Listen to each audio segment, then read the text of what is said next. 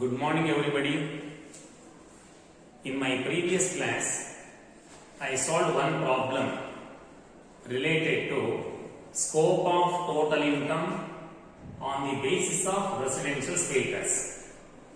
Today, let me solve the remaining ones. You go through the second problem. I read the problem. Compute the gross total income of Mr. Raghavendra for the assessment year 2020-21 if he is number 1 resident, number 2 not ordinary resident, number 3 non-resident. So in these three residential status, we are asked to compute the gross total income of Mr. Raghavendra for the assessment year 2020-21. Okay.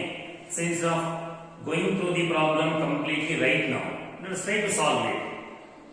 Say first you make a statement related to Raghavendra. So you write computation of gross total income.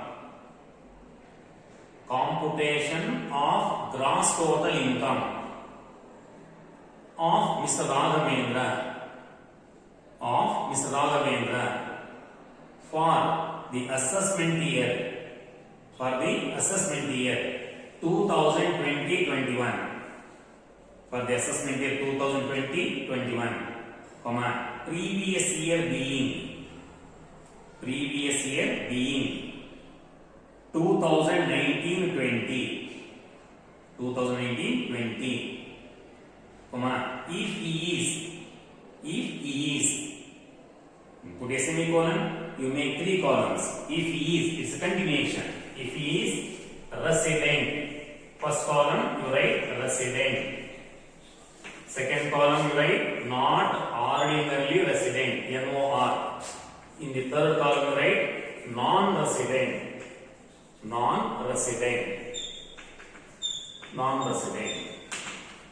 So in this manner you have to prepare a statement. At once you can compute the gross total income of Raghavendra based on his residential status. Say what would be the gross total income if Raghavendra is resident. What would be the gross total income of Raghavendra if he is not ordinary resident, and what would be the gross total income of Raghavendra if he is non-resident in India. So this is the statement that you have to prepare. Okay.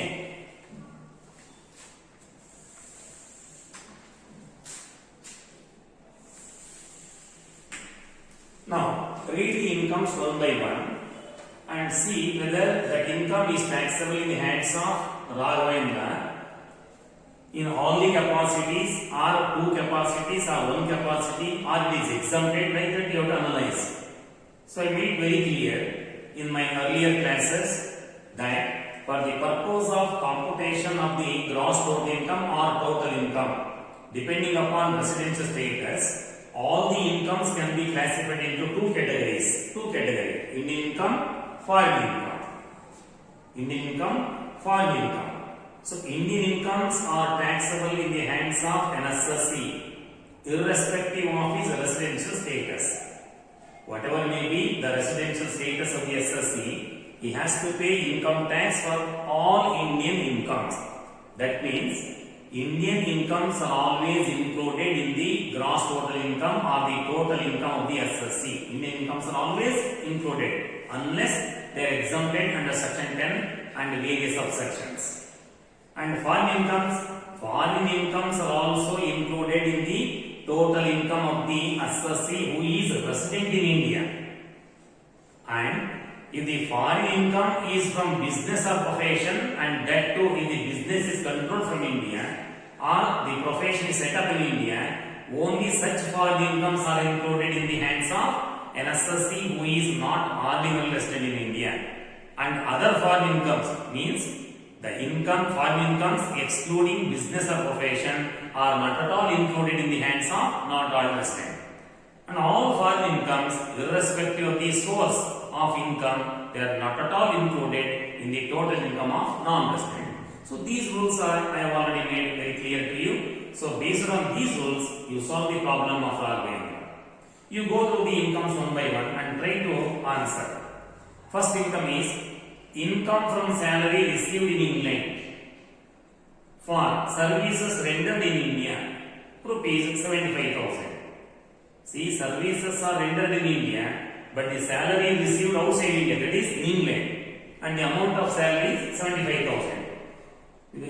What kind of income is this? Is this an Indian income or foreign income? This is Indian income because Raghavendra has served in India. When he served in India, income accrues or arises in India. When income accrues or arises, it is Indian income. When it is Indian income, assessee, that is Raghavendra, has to pay income tax for this income irrespective of his residential status. Whether he is a resident or not, ordinary resident or non-resident, he has to pay income tax. So you include this salary income in all the three columns. Because Raghavendra has to pay income tax for this income irrespective of his status. So first one, so you write like this. Number one, salary received in England for services rendered in India. Simply write what is there as it is. Salary received in England for services rendered in India. So this is Indian income and amount is 75,000. Include 75,000 in all the three columns. 75,000. 75,000 and here also you write 75,000. So this is Indian income and taxable in the hands of Raghavendra irrespective of his residential status. Yes, read the second one. Agricultural income from land situated in Pakistan rupees 50,000. In the bracket it is stated 50% of which is received in India. See, agricultural income is earned in Pakistan. Total amount is 50,000. Out of 50,000, 50% is received in India. So this is foreign agricultural income, no doubt, because agricultural income is earned in Pakistan, foreign agricultural income, and it is not exempted, it is taxable. But out of total agricultural income 50,000, 50% is received in India. That means 50% which is received in India is Indian income. Indian income. So when it becomes Indian income, it is taxable in the hands of Raghavendra irrespective of his residential status. Then what about remaining 50%? Remaining 50% it is understood it is received outside India. So what kind of income it is? It is foreign income. So foreign income is taxable only in the hands of resident. That means if Raghavendra is resident, for that also he has to pay income tax. If Raghavendra is not ordinary resident or non-resident, 50% of the income is not taxable. Okay? So now this can be split into two, Indian income and foreign income, or you can write as it is. As it is means agricultural income from Pakistan. Agricultural income from Pakistan, 50% received in India, right? And you take the full amount, that is 50,000. Say 50,000 is taxable in hands of Raghavendra if he is resident. Only 25,000 is taxable if Raghavendra is not ordinary resident, and 25,000 is taxable in hands of Raghavendra if he is non-resident. Because so this 25,000 only is Indian income which is received in India. So here it contains both Indian income and foreign income because in the hands of resident, whether it is Indian income or foreign income, it is completely taxable. So either you can split it in two parts or you can write it once like this. So this is the second income which is taxable in the hands of Mr. Raghavendra.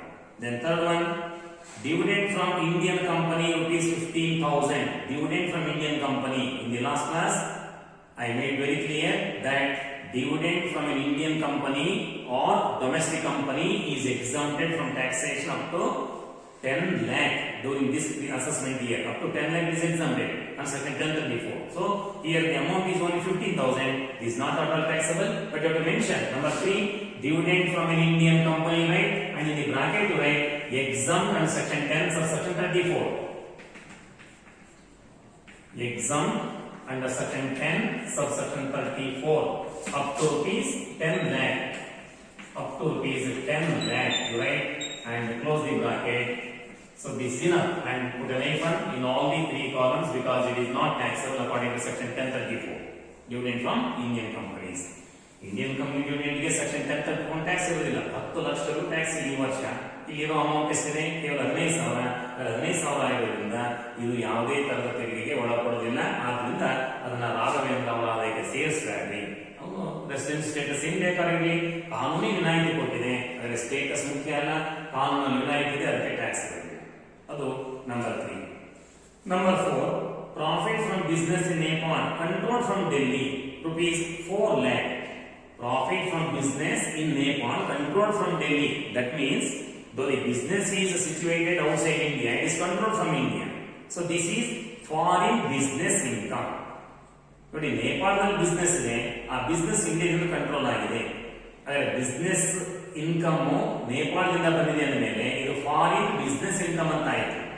ನಾವು ಈಗಾಗಲೇ ಹಿಂದಿನ class ನಿಂದ ಸ್ಪಷ್ಟವಾಗಿ ಹೇಳ್ತಾ ಇದ್ದೀನಿ, foreign business income ಇದ್ದಾಗ ಮತ್ತು ಆ ಬಿಸ್ನೆಸ್ ಇಂಡಿಯಾದಿಂದ ಕಂಟ್ರೋಲ್ ಆಗಿದ್ರೆ ಯಾವುದೇ ಒಬ್ಬ ಅಸಸಿ ರೆಸಿಡೆಂಟ್ ಆದ್ರೂ ಕೂಡ ಟ್ಯಾಕ್ಸ್ ಕಟ್ಟಬೇಕಾಗುತ್ತೆ, ನಾಟ್ ಆರ್ಡಿನರಿ ರೆಸಿಡೆಂಟ್ ಆದ್ರೂ ಟ್ಯಾಕ್ಸ್ ಕಟ್ಟಬೇಕಾಗುತ್ತೆ, ನಾನ್ ರೆಸಿಡೆಂಟ್ ಆದ್ರೆ ಟ್ಯಾಕ್ಸ್ ಕಟ್ಟೋದು ಬೇಕಾಗಿದೆ. ಆದರೆ ಇದು ಫಾರಿನ್ ಬಿಸ್ನೆಸ್ ಇಂಡಿಯಾದಿಂದ ಕಂಟ್ರೋಲ್ ಆಗಿದೆ. ಕಂಟ್ರೋಲ್ ಆಗಿರೋ ಕಾರಣಕ್ಕೆ ರಾಘವೇಂದ್ರ ರೆಸಿಡೆಂಟ್ ಆದ್ರೂ ಟ್ಯಾಕ್ಸ್ ಕಟ್ಟಬೇಕು, ನಾಟ್ ಆರ್ಡಿನರಿ ರೆಸಿಡೆಂಟ್ ಆದ್ರೂ ಟ್ಯಾಕ್ಸ್ ಕಟ್ಟಬೇಕು. ಒಟ್ಟು ₹4 lakh. So still some more information is there. So in the bracket it is stated 1/2 is not received in India. 1/2 is not received in India ಅಂತ ಬರ್ತಾರೆ. ಈ 4 ಲಕ್ಷದಲ್ಲಿ ಅರ್ಧ ಇಂಡಿಯಾದಲ್ಲಿ ರಿಸೀವ್ ಆಗಿಲ್ಲಂತೆ. ನೋಡಿ ಯಾಕೆ ಬರ್ತಾರೆ? Then what does it mean? When it is stated 1/2 is not received in India, 1/2 is received in India, it's understood. ಅರ್ಧ ಇಂಡಿಯಾದಲ್ಲಿ ರಿಸೀವ್ ಆಗಿಲ್ಲ ಅಂತ ಬರ್ತಾರೆ. ಅರ್ಧ ಇಂಡಿಯಾದಲ್ಲಿ ರಿಸೀವ್ ಆಗಿಲ್ಲ ಅಂದ್ರೆ ಇಂಡೈರೆಕ್ಟ್ಲಿ ಅರ್ಥ ಏನಾದ್ರೆ ಅರ್ಧ ಇಂಡಿಯಾದಲ್ಲಿ ರಿಸೀವ್ ಆಗಿದೆ. ಹಾಗಾದ್ರೆ ನೇಪಾಳದಲ್ಲಿ ಬಿಸ್ನೆಸ್ ಇದೆ, ಬಿಸ್ನೆಸ್ ಇಂಡಿಯಾದಿಂದ ಕಂಟ್ರೋಲ್ ಆಗಿದೆ, ಒಟ್ಟು ₹4 ಲಕ್ಷ ಪ್ರಾಫಿಟ್ ಬಂದಿದೆ ಅಥವಾ ಇನ್ಕಮ್ ಇದೆ, ಅದ್ರಲ್ಲಿ ಅರ್ಧ ಇಂಡಿಯಾದಲ್ಲಿ ರಿಸೀವ್ ಆಗಿದೆ ಅಂತ ಆಯ್ತು. ಹಾಗೆ ಅರ್ಧ ಇಂಡಿಯಾದಲ್ಲಿ ರಿಸೀವ್ ಆಗಿರೋದ್ರಿಂದ ರಾಘವೇಂದ್ರ ತನ್ನ ಯಾವುದೇ ಸ್ಟೇಟಸ್ ಇರಲಿ, ಅವನು ರೆಸಿಡೆಂಟ್ ಆದ್ರೂ ಸರಿ, ನಾಟ್ ಆರ್ಡಿನರಿ ರೆಸಿಡೆಂಟ್ ಆದ್ರೂ ಸರಿ, ನಾನ್ ರೆಸಿಡೆಂಟ್ ಆದ್ರೂ ಸರಿ, ಅರ್ಧ ಇನ್ಕಮ್ ಅಂದ್ರೆ 4 ಲಕ್ಷದಲ್ಲಿ 2 ಲಕ್ಷ ಆಗುತ್ತಲ್ಲ, 2 ಲಕ್ಷ ಟ್ಯಾಕ್ಸ್ ಕಟ್ಟಲೇಬೇಕು. ಯಾಕೆ? ಅದು ಇಂಡಿಯನ್ ಇನ್ಕಮ್ ಆಗಿರುತ್ತೆ. ಈಗ ರಿಸೀವ್ಡ್ ಇನ್ ಇಂಡಿಯಾ. ಹಾಗಾದ್ರೆ ರಿಮೈನಿಂಗ್ 50% ಏನಿದೆಯಲ್ಲ ಅದು ರಿಸೀವ್ಡ್ ಔಟ್ಸೈಡ್ ಇಂಡಿಯಾ ಅಂತ ಆಗುತ್ತೆ. ಹಾಗಾದ್ರೆ ಫಾರಿನ್ ಬಿಸ್ನೆಸ್ ಇನ್ಕಮ್ ಅದು ಫಾರಿನ್ ಅಲ್ಲಿ ರಿಸೀವ್ ಆಗಿದೆ, ಆದರೆ ಬಿಸ್ನೆಸ್ ಇಂಡಿಯಾದಿಂದ ಕಂಟ್ರೋಲ್ ಆಗಿದೆ. ಆ ಕಾರಣಕ್ಕೆ ರೆಸಿಡೆಂಟ್ ಮತ್ತೆ ನಾಟ್ ರೆಸಿಡೆಂಟ್ ಎರಡು ಕಪಾಲ್ ಟ್ಯಾಕ್ಸ್ ಕಟ್ಟಬೇಕಾಗುತ್ತೆ. ನೀವು ಅದನ್ನ ಸ್ಪ್ಲಿಟ್ ಮಾಡಿ ಬರೀಬಹುದು. ಯಾವ ತರ? Income from business in Nepal control from India ಅಂತ ಬರೆದು ಎ ಬಿ ಅಂತ ಮಾಡ್ಕೊಂಡ್ರಿ, ಸಬ್ ಪಾಯಿಂಟ್ಸ್ ಮಾಡ್ಕೊಂಡು 1/2 receive in India 2 lakh 2 lakh 2 lakh 3 columns ತಗೊಳ್ಳಿ. ನೆಕ್ಸ್ಟ್ 1/2 ರಿಸೀವ್ಡ್ ಇನ್ ಇಂಡಿಯಾ ಅಂತ ಬರೆದು first column second column 2 lakh 2 lakh entry ಮಾಡಿ ಥರ್ಡ್ ಕಾಲಮ್ ಬಿಟ್ಬಿಡಿ. ಹಂಗೆ ಮಾಡೋದ್ರ ಬದಲಾಗಿ ಒಮ್ಮೆಲೆ ನೀವು ಇಲ್ಲಿ 4 lakh ತಗೊಳ್ಳಿ, ಇಲ್ಲಿ 4 lakh ತಗೊಳ್ಳಿ, ಅಲ್ಲಿ 2 lakh ತಗೊಳ್ಳಿ, ಸೇಮ್ ಆನ್ಸರ್ ಅಕ್ಸೆಪ್ಟ್ ಆಗುತ್ತೆ, ಯಾವುದೇ ಸಮಸ್ಯೆ ಇಲ್ಲ. So that is income 4, profit from business in Nepal. So profit from business in Nepal control from India ಅಂತ ಬರ್ಕೊಳ್ರಿ. Control from India 1/2 half received in India ಅಂತ ಬರೆದ್ಬಿಟ್ಟು ಇಲ್ಲಿ ಫಸ್ಟ್ ಕಾಲಮ್ ಅಲ್ಲಿ 4 lakh ತಗೊಳ್ಳಿ, 4 lakh. ಸೆಕೆಂಡ್ ಸ್ಟೇಟಸ್ ಕೂಡ 4 lakh completely taxable ಆಗುತ್ತೆ. ಇಲ್ಲಿ 2 lakh which is received in India, Indian income. Okay, ನೋಡಿ ಇಲ್ಲಿ ಬರೀ ಇಂಡಿಯನ್ ಇನ್ಕಮ್ ಇದೆ, ಇಲ್ಲಿ ಇಂಡಿಯನ್ ಇನ್ಕಮ್ ಫಾರಿನ್ ಇನ್ಕಮ್ ಎರಡು ಇದೆ, ಇಲ್ಲಿ ಇಂಡಿಯನ್ ಇನ್ಕಮ್ ಫಾರಿನ್ ಇನ್ಕಮ್ ಎರಡು ಇದೆ. ಯಾಕೆ? ಬಿಸ್ನೆಸ್ ಇಂಡಿಯಾದಿಂದ ಕಂಟ್ರೋಲ್ ಆಗಿರೋದ್ರಿಂದ ಇಲ್ಲಿ 4 lakh ಬರುತ್ತೆ. ಬಿಸ್ನೆಸ್ ಇಂಡಿಯಾದಲ್ಲಿ ಕಂಟ್ರೋಲ್ ಆಗಿದೆ ಅಂತ ಹೇಳದೆ ಹೋದ್ರೆ ಇಲ್ಲಿ 2 lakh ತಗೋಬೇಕಾಗುತ್ತೆ. ಓಕೆ, ಸೊ ಇದು income number 4. Go to number 5. Agricultural income from land situated in Mandya. Agricultural income from land situated in Mandya ಅಂತ ಇದೆ. ಸೊ ಮಂಡ್ಯದಲ್ಲಿ ಇರ್ತಕ್ಕಂಥ ಅಗ್ರಿಕಲ್ಚರ್ ಲ್ಯಾಂಡ್ ಏನಿದೆ, ಆ ಅಗ್ರಿಕಲ್ಚರ್ ಲ್ಯಾಂಡ್ ಇಂದ ಬಂದಿರತಕ್ಕಂಥ ಆದಾಯ ಆಗಿರೋದು Indian agriculture income. So Indian agriculture income is totally exempted from taxation. Section 10(1).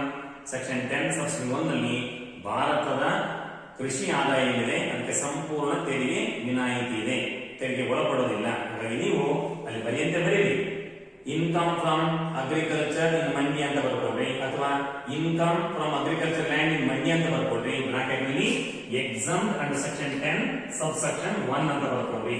Exam under section 10 sub section 1. This is not at all taxable. Put a hyphen in all the 3 columns. In the exempted income, no limit. Agriculture income Indian agriculture income ಆಗಿದ್ರೆ ಯಾವುದೇ ಮಿತಿ ಇಲ್ಲ, ಸಂಪೂರ್ಣ ತೆರಿಗೆ ವಿನಾಯಿತಿ ಇದೆ. ಇದಕ್ಕೆ example section 10(1) ಅಂತ ಬರೆದ್ರೆ ಸಾಕು, ಅಮೌಂಟ್ ಅನ್ನು ತಗೊಳ್ಳಬೇಕಾಗಿದೆ. It's not taxable. ಅದು number 5.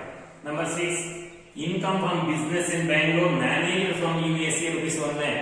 See where the business is situated. The business is situated in Bangalore, but it is managed from USA. So even though it is managed from USA, since the business is situated in Bangalore, it is purely Indian income. Business ಇರೋದು ಬೆಂಗಳೂರಿನಲ್ಲಿ, ಅದನ್ನ USA ಇಂದ control ಮಾಡ್ಯಾರೆ ಅಥವಾ manage ಮಾಡಿರಂತೆ. ಇಲ್ಲಿಂದ ಬೇಕಾದ್ರೂ manage ಮಾಡ್ಕೊಳ್ರಿ. Business ಇಂಡಿಯಾದಲ್ಲಿ ಇದೆ ಅಂದ್ಮೇಲೆ purely Indian income, earn and received in India ಅಂತ ಆಗುತ್ತೆ. ಇಂಡಿಯನ್ ಇನ್ಕಮ್ ಆಗಿರೋದ್ರಿಂದ ರಾಘವೇಂದ್ರ ಯಾವುದೇ ಸ್ಟೇಟಸ್ ಅಲ್ಲಿ ಟ್ಯಾಕ್ಸ್ ಕಟ್ಟಬೇಕು. 3 ಕಾಲದಲ್ಲಿ ಅಮೌಂಟ್ ಅನ್ನು ತಗೊಳ್ಳಿ. ಏನಿದೆ ಅದು income from business in Bangalore, manage from USA 1 lakh ಇದೆ. 1 lakh ಅನ್ನ ಸೇರಿಸ್ಕೊಳ್ಳಿ. So income from business in Bangalore managed from US ಅಂತ ಬರ್ಕೊಳ್ಳಿ. ಅಲ್ಲಿ ಆಸ್ ಇಟ್ ಈಸ್ ಅಲ್ಲಿ ಏನಿದೆ ನಿಮಗೆ ಅದನ್ನೇ ಕಾಪಿ ಮಾಡಿ.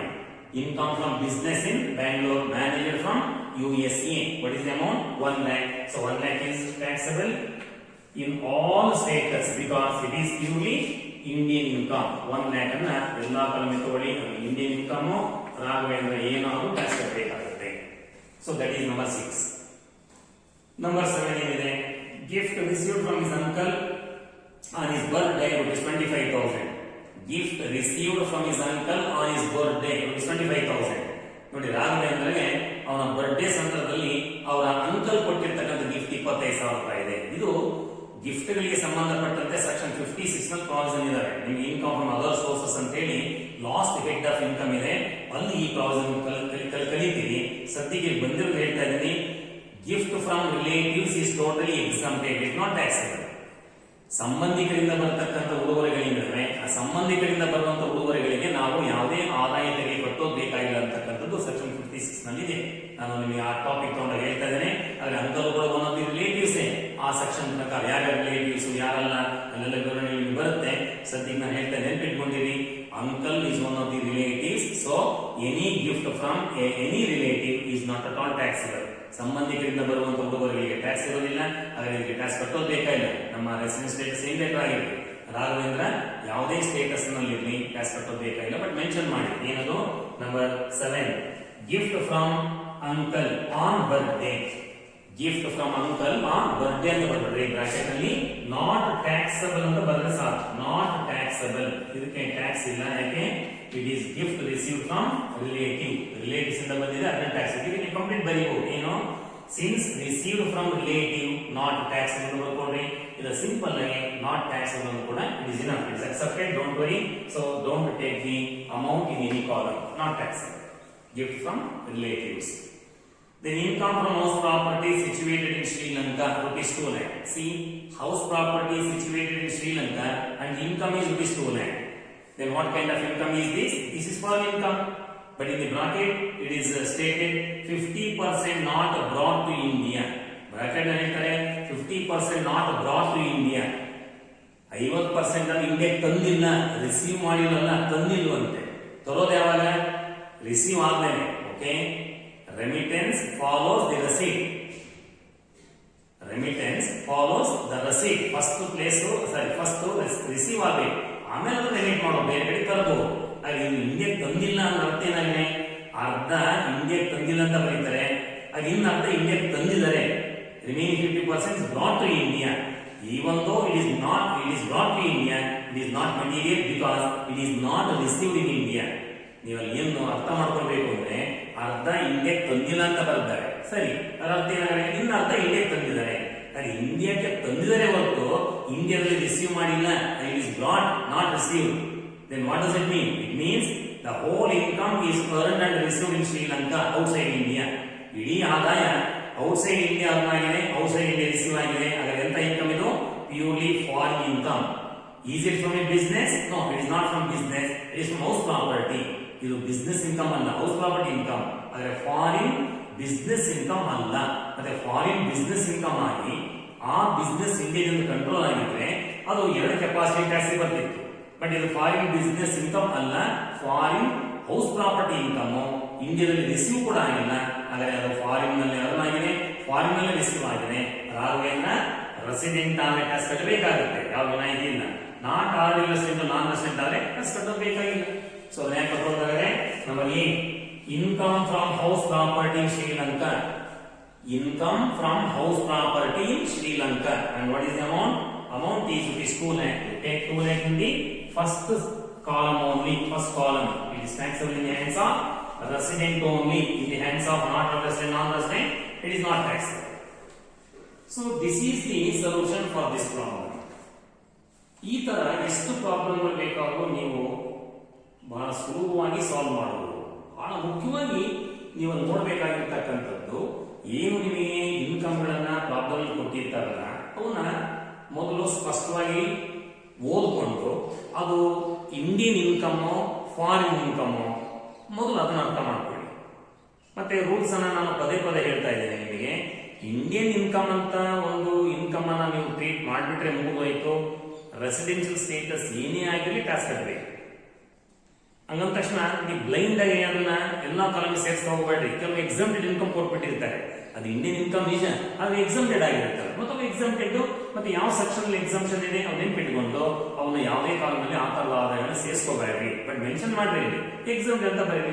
ಉದಾಹರಣೆಗೆ ಡ್ಯೂ ಡೇಟ್ ಅಂತ ಬಂತು, ಡ್ಯೂ ಡೇಟ್ ಫ್ರಮ್ ಇಂಡಿಯನ್ ಕಂಪನಿಗೆ 10 ಲಕ್ಷವರೆಗೂ ಟ್ಯಾಕ್ಸ್ ಇಲ್ಲ, ನೀವು ಒಂದು ಬ್ರಾಕೆಟ್ ಮೆನ್ಷನ್ ಮಾಡ್ರಿ, ಅಮೌಂಟ್ ತಗೊಳಂಗಿಲ್ಲ, ಅದು Indian income. Due date paid by Indian company means Indian income, but it is exempted under section 10(34) up to 10 lakh. अब ನೀವು exempt under section 10(34) up to 10 lakh ಅಂತ ಬರಲಾಯಿತು. ಹಾಗೆ income from agriculture land in mandi ಅಂತ ಇದೆ. ಅದರ income from agriculture land in mandi ಏನದು Indian agriculture income. Indian agriculture income no doubt Indian income ಅನ್ನೋದು ನೀವು ಬ್ಲೈಂಡ್ ಸೇರಿಸ್ಬಿಟ್ಟು ಎಕ್ಸಾಮ್ಟೆಡ್ ಅಲ್ಲ, ಅದು ಕಾನೂನು ವಿನಾಯಿತಿ ಕೊಟ್ಟಿದೆ. ಕಾನೂನು ವಿನಾಯಿತಿ ಕೊಡೋದ್ರಿಂದ ಯಾವ ಸೆಕ್ಷನ್ ಬಿಟ್ಕೊಂಡು ಬರೀರಿ ಎಕ್ಸಾಮ್ ಸೆಕ್ಷನ್ 10(31). ಈ ತರ ಮೊದಲು ಅದು ಇಂಡಿಯನ್ ಇನ್ಕಮ್ ಫಾರಿನ್ ಇನ್ಕಮ್ ನೋಡ್ರಿ. ಇಂಡಿಯನ್ ಇನ್ಕಮ್ ಆಗಿ ಅದು ಎಕ್ಸಾಮ್ಟೆಡ್ ಅಲ್ಲ ಅಂತ ಅನಿಸಿದ್ರೆ ಎಲ್ಲಾ ಕೆಪಾಸಿಟಿಯಲ್ಲೂ ಟ್ಯಾಕ್ಸ್ ಕಟ್ಟಬೇಕು. ಎಕ್ಸಾಮ್ಟೆಡ್ ಅನಿಸಿದ್ರೆ ಯಾವ ಕೆಪಾಸಿಟಿ ಟ್ಯಾಕ್ಸ್ ಇರೋದಿಲ್ಲ, ನೀವು ಅದನ್ನ ಮೆನ್ಷನ್ ಮಾಡಬೇಕಾಗುತ್ತೆ.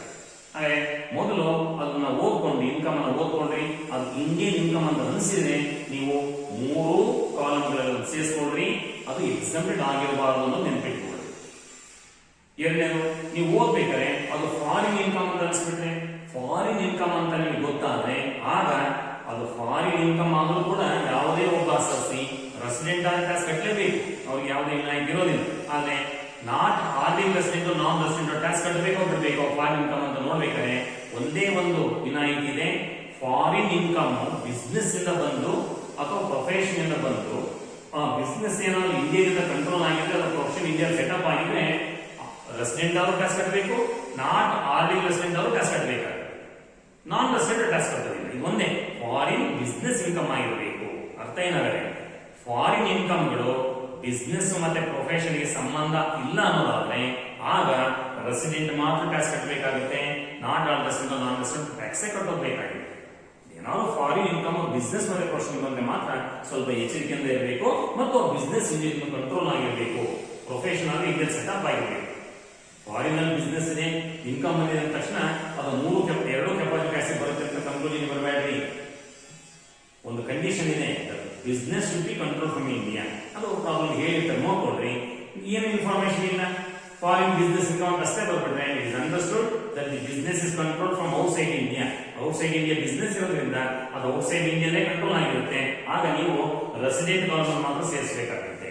ಕಂಟ್ರೋಲ್ ಫ್ರಮ್ ಇಂಡಿಯಾ ಅಂತ ಅವರು ಎಕ್ಸ್ಪ್ರೆಷನ್ ಕೊಟ್ಟಿರ್ತಾರೆ ಅಥವಾ ಅಲ್ಲಿ ನೋಟ್ ಇರುತ್ತೆ, ಅದನ್ನ ಗಮನಿಸಬೇಕಾಗುತ್ತೆ. ನಾವು ಟೋಟಲ್ ಹಾಕೊಂಡಿದ್ವಿ ಗ್ರಾಸ್ ಟೋಟಲ್ ಇನ್ಕಮ್ ಆದ್ರಿಂದ depending upon is resident status total ಮಾಡ್ಕೊಳ್ರಿ. ಸೊ ಈಗ ದಿ ಆನ್ಸರ್ ಇಲ್ಲಿ 75, 1,25,000, 4,25,000, 5,25,000, 7,25,000. 7,25,000 is the gross total income if Raghavendra is resident. If he is not a resident, so 75, 25, 1 lakh, 5 lakh, 1, 6 lakh. 6 lakh is the gross total income Raghavendra in his second status. In the third status, ಇಲ್ಲಿ ಏನಿದೆ 75, 1 lakh, 3 lakh, 4 lakh. 4 lakh only is the gross total income Raghavendra. So again it is proved that what section 5(1) says is right. Section 5(1) ಏನ್ ಹೇಳ್ತಾ ಇದೆ ಅದು ಸರಿ ಇದೆ ಅಂತ ಗೊತ್ತಾಯ್ತಲ್ಲ ನೋಡಿ. ಅವೇ 8 ಆದಾಯಗಳು, ಒಬ್ಬನೇ ಎಸ್ಎಸ್ಸಿ ರಾಘವೇಂದ್ರ, ಅವನ ರೆಸಿಡೆನ್ಷಿಯಲ್ ಸ್ಟೇಟಸ್ ಚೇಂಜ್ ಆದ್ರೆ ಅವರ ಇನ್ಕಮ್ ಕೂಡ ಚೇಂಜ್ ಆಗುತ್ತೆ. ನೋಡಿ. ರಾಘವೇಂದ್ರ ರೆಸಿಡೆಂಟ್ ಅಂತ ಅನ್ಸ್ಕೊಂಡ್ಬಿಟ್ರೆ 7,25,000 ರೂಪಾಯಿ ಅವ್ರ ಇನ್ಕಮ್ ಆಗುತ್ತೆ, ಅದ್ರ ಮೇಲೆ ಟ್ಯಾಕ್ಸ್ ಬರುತ್ತೆ ಅವರಿಗೆ. ಅಫ್ಕೋರ್ಸ್ ಕೆಲವು ಡಿಡಕ್ಷನ್ಸ್ ಅವೆಲ್ಲ ಇರುತ್ತೆ, ಮುಂದಿನ ವಿಚಾರ. ಸದ್ಯಕ್ಕೆ 7,25,000 ರೂಪಾಯಿ ಅವ್ರ ಇನ್ಕಮ್, ಅದ್ರ ಮೇಲೆ ಟ್ಯಾಕ್ಸ್ ಬರೋ ಸಾಧ್ಯತೆ ಇದೆ.